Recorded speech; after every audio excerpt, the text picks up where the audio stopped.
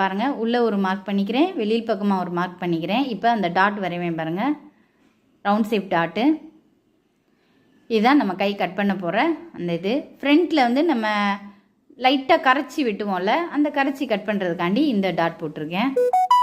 இப்போ அழகாக கட் பண்ணுவோம் பாருங்கள், கை கட் பண்ணி முடிய போகுது.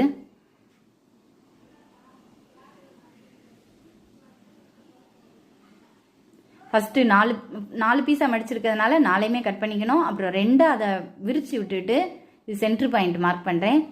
அதுக்கப்புறம் 2 அதை விரித்து விட்டுட்டு அந்த ஃப்ரண்ட் சைடு, அந்த ஃப்ரண்ட்டில் வர்றதுக்கு, கை ஃப்ரண்ட்டில் வர்றதுக்கு மட்டும் தனியாக அதை கட் பண்ணி எடுத்துக்குவோம். இதை மறந்துடக்கூடாது. எப்பயுமே நிறைய பேர் இதை மறந்து மொத்தமாக கட் பண்ணிடுவோம். அப்படிங்கும்போது அந்த கிளாத்தே நமக்கு வந்து வேஸ்ட் மாதிரி ஆயிரும். அதனால தான் நான் சொல்கிறேன், நீங்கள் எப்பயுமே ஃப்ரண்ட்டு கட் பண்ணும்போது 4 இருக்கிறத 2 விரித்து போட்டுக்கோங்க.